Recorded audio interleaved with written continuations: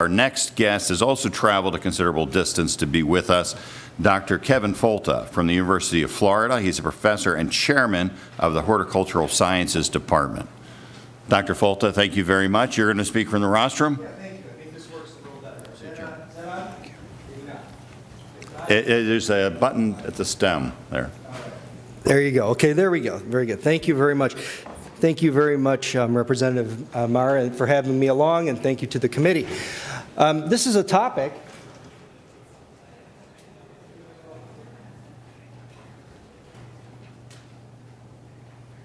I really commend the wisdom of bringing aboard scientists to take part in this discussion, because too often it's being shared among people who are not scientists in this area, and especially that you would bring them from your land-grant institution is fantastic. I've been studying this area for about 30 years. Just briefly, my PhD is in molecular biology. I've done a lot of work in this area over the years, written seminal books on the topic in genomics and genetics. My lab was the lab to sequence the strawberry genome back in 2011. All of my funding has been from public federal and state agencies, along with some money from some strawberry companies and strawberry industry. Mostly my job is chairman of a horticultural sciences department. So what my job is, I work with 56 faculty that are all over the state. We cover all areas of plant science and in hort crop production. We don't grow much GMO in Florida. We're all your fruits and vegetables, and there's very few fruits and vegetables that are GM. So I also do a lot of my own research program. We study how light affects plant traits and how we can use non-chemical means to extend shelf life. We also are interested in genes that affect flavor. So I know this area really well. My outreach program is in biotech and how I can help people understand how it works. I meet all the time with anti-GM activists and anti-GM groups because we have a good time discussing how the nuts and bolts of this technology work. They all ask, well, how much do you get from Monsanto? And the answer is zero. Nothing personally, nothing for research. Our department gets nothing, and our university gets a dribble out in the panhandle to study some weed stuff. But nonetheless, you take a lot of heat when you stick your head in the noose. You go out there and say, I'm going to help you understand this, and you get a lot of heat as a scientist to communicate in this area. This is from just the last week about how all my work is funded by Monsanto, or none of it is. It's part of the problem of this dialogue, is that when there's a wall of manufactured risk and manufactured artificial associations and risk about this technology, it stops the flow of the good communication of the science. We do know that transgenic technology, this GMO stuff, is a precise extension of conventional plant breeding. That the techniques used pose no more risk than conventional breeding. And that's a synthesis from the National Academy of Sciences, the AAS, AMA, many others. This is a technology that has less risk, in my opinion, than traditional breeding. We'll talk about that in a moment. 17 years of use, there has not been one confirmed case of illness or death related to these products, and that is absolutely clear. A recent study showed no change in animal health over 30 years, 15 of which was done with a 100% GM diet. There are only 8 commercial crops with about 3 traits that are being used. What I want to first touch on is the fact that nothing you eat comes from here. Everything has been changed by humans. This map shows the centers of origins of all of our major food crops, and it reminds us that everything we're growing here is an artificial situation. The crops that we eat today have wild antecedents that are virtually useless. What Mother Nature put here is not very useful. They're crops that are difficult to eat, sometimes poisonous. It was human intervention that put all these genes, that stacked the genes into favorable backgrounds that allow us to have the wonderful food options that we have today. We stand today with the most variety of food available and the most safe and healthy food supply ever known by history. And food with the definition we received the other day was GMOs are food with DNA that has been altered in a way that does not occur naturally, which I would then posit everything we eat is genetically modified by humans. This is an important table, and I won't go through all of it, but it compares and contrasts the main ways in which we genetically improve crops. We have standard hybridization, polyploidization, where chemicals are used to increase the numbers of chromosomes. We have mutation breeding, where chemicals and radiation are used to damage DNA to create new traits. We have crossing species that may never cross naturally, but humans facilitate that cross. All of these methods change tens to hundreds of thousands of genes and alleles, and nobody cares. We don't know what genes are changed. We don't know what genes are altered. We don't know what the products are. We don't know what's happening. No idea. Nobody wants a label. You can grow them in organic culture. Nobody cares. But if you change one gene that you know exactly how it works and what it does, or you change 3 genes, you know exactly what they do, where they're inserted in the genome. And I would argue with Dr. Benbrook that we know exactly where a transgene inserts. It takes an afternoon, well, a couple afternoons, and a few $1,000s to sequence a genome. And I can tell you exactly where a transgene exists in any genome. So companies today, as they're improving crops, they sequence every potential release long before it's even progressing into their pipeline. They know where the genes are inserted. So for some reason, we're worried about this problem here, this issue here, when we insert one gene or a small number of genes, where we don't care about genetic alterations that are done at a much more haphazard level. There are only 8 biotech crops, and really just 3 main commercial traits. But these are the only 3, and only 8. And many people are curious about that because they think tomatoes and strawberries are in there, and they're not. 8 currently available crops. And how do we add a gene to a plant? And this, again, plays into this perception, the fear and the creepy factor that's put out there publicly. That's the non-scientific end of this. They'll tell you that genes are shot in with syringes into crops that aren't even GMOs. Okay, this is the public dialogue, and I really want to separate the public dialogue from the scientific dialogue. How this works in science is if we can get a gene in the one cell, we can grow a new plant from it. It's a property we've known for a long time, that if you take one cell and introduce the gene, you can produce an entire plant where every cell will contain that gene. Typically, we do this with agrobacterium. Gene gun was mentioned, but it's a little bit out of favor. Agrobacterium is used to place a single gene or cassette of genes into that cell. We can grow that cell into a new plant. You could come to my lab and we could do this in a week if you like, and we could start the process. It's incredibly simple, incredibly well known. So how do the traits work? And the reason I'll talk about these, I won't go too much into it because Dr. Tooker did a nice job with BT, but how do they work? And if you understand how they work, they're not so scary. So BT is pretty cool stuff, as mentioned before. It's a wonderful insecticide used for cabbage loopers and organic culture, great stuff. And one point that was left out that Dr. Benbrook maybe got a little bit different interpretation is that the caterpillar eats this stuff. It goes in and is processed in the alkaline gut, but it binds a specific molecule on the surface of the insect gut like a lock and key. And this is why it's so specific to specific pests. This is why a beetle one doesn't work on caterpillars, a caterpillar one doesn't work on beetles. It binds a specific receptor and causes the inside and the outside of the gut contents to mix, and it dies of septicemia. And in BT corn, we just have the corn produce the protein rather than have to apply the protein, which is why it's cost effective. And again, the advantages are decreased broad-spectrum insecticide use. The limitations, of course, that you do see pockets of resistance that require additional treatments. And no evidence has been shown that BT is dangerous. There's no evidence whatsoever that shows that it's a threat to humans, and the evidence that shows it's in the blood is tenuous at best. It was detected at below the level of detection of the kit. So if you go through that paper carefully, you find that there was nothing truly detected.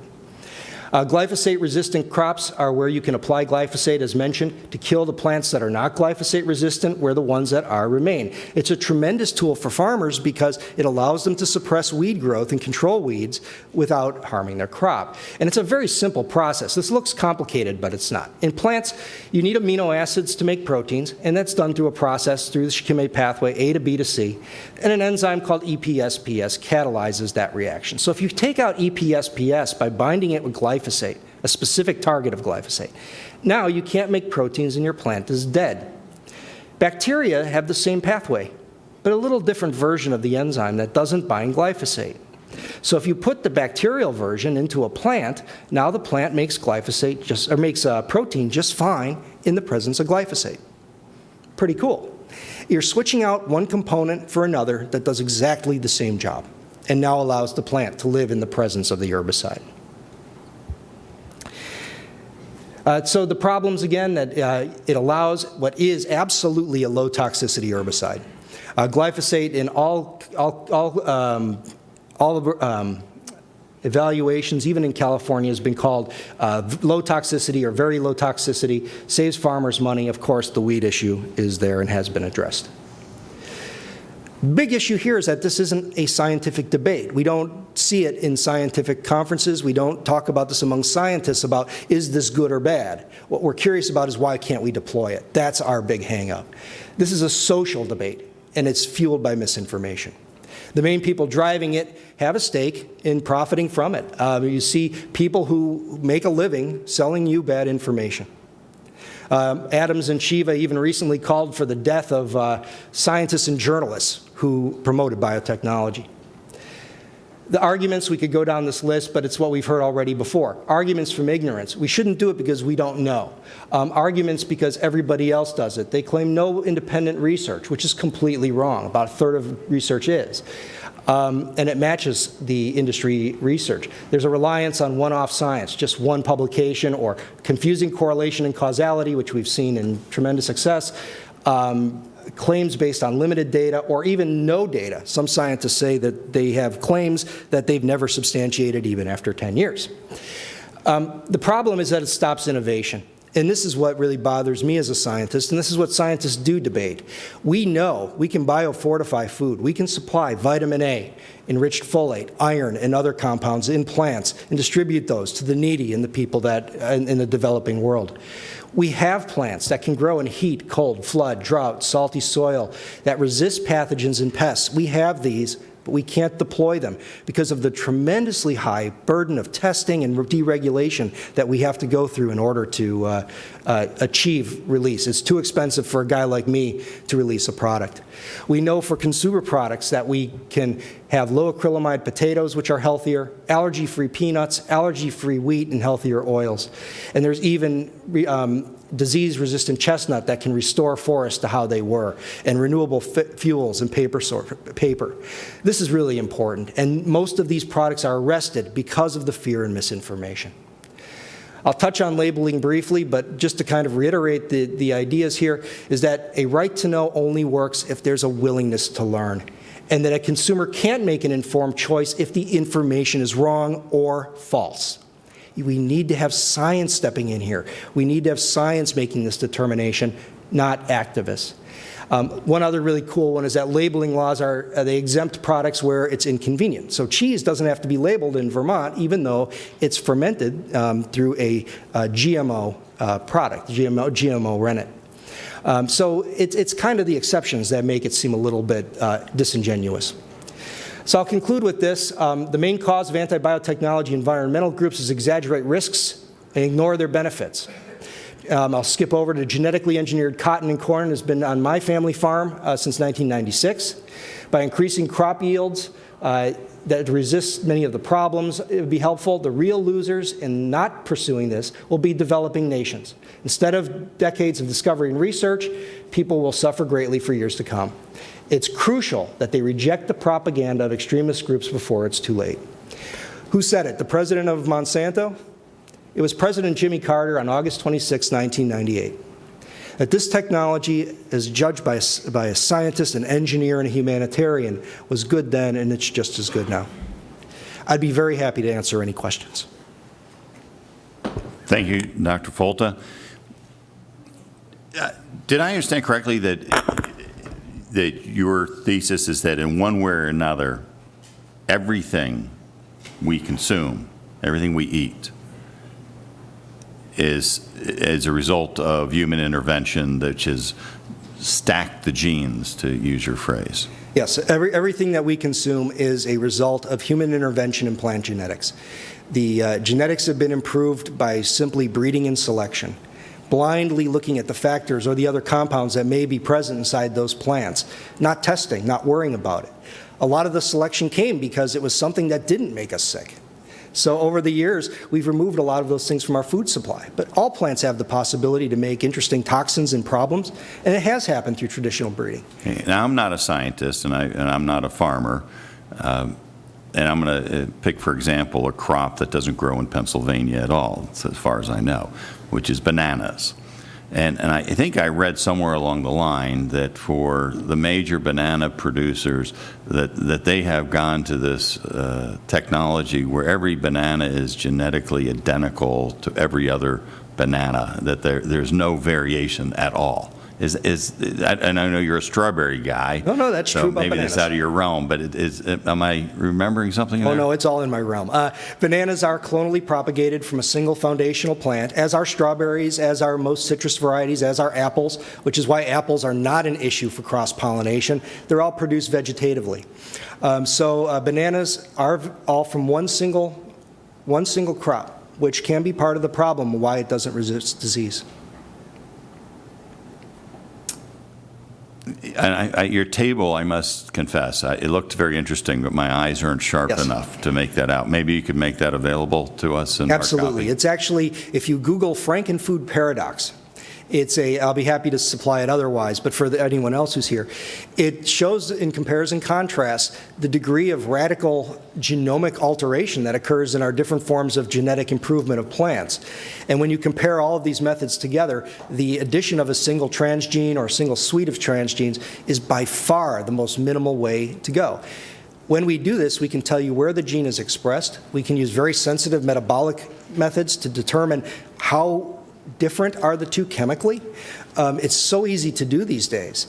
And any product that's going to be rolling off the lines at one of the companies, you can guarantee has been looked at those levels. Because the last thing they need to do is have something that causes a problem in the population. One last question from me, and if there's anybody else, I didn't notice hands yet.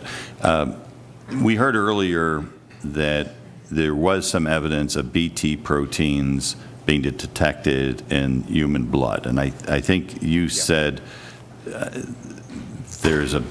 that was not correct. The study was Eris and LeBlanc, 2011, where they used a kit that was designed for plant biology in human serum. They construct a standard curve, which you can do from their data, which shows the levels of detection of that kit, what the minimum levels of detection of that kit. What they found was 10 to 100 times below the level of detection. So they were reading in the noise of the assay an unreliable amount, which was undetected in most of their samples. In some, they detected, claimed to have detected 12 nanograms per milliliter, which is below what they defined as the detection range of the kit. And as an order of magnitude, what is 12 nanograms per milliliter? Is it comparable? You give me a... Well, nanograms per milliliter is the same as saying, putting me on the spot here, is the same as saying micrograms per liter, which is the same. So you're talking like a milligram is the weight of an insect wing. You're talking a million times lower than the weight of an insect wing in a milliliter. So just tiny, tiny amounts of stuff. And the detection kits are awesome, and that's what's so good about being able to do this kind of research. If it's there, you can find it. But in this case, they were reading with an unreliable standard and actually reading in the noise of the assay. And one other thing, I wasn't clear if I understood which way you were saying this. Did you say strawberries are GMO crops, or strawberries are not GMO No, strawberries are not GMO crops. Many people are surprised by that. The only thing are the large ag crops, because the process is so rigorous. We have a strawberry plant that will grow without fungicide. Strawberries are an intensive fungicide crop when we grow them. We have one that uses a strawberry gene in strawberry to make it fungus resistant. This would be fantastic for organic culture. But we can't even begin the process of deregulating that because of the high cost, because of the high thresholds for testing, because we just we can't do it. This would be a wonderful product for us to be able to introduce, but we're completely stymied. Well, if you'd like to learn how to make the most delicious strawberries, you should visit Boots Hetherington here in Pennsylvania. I'll have to follow up on that one. I don't know this one. Thank you very much, Thank Dr. you very Folta. much, everybody.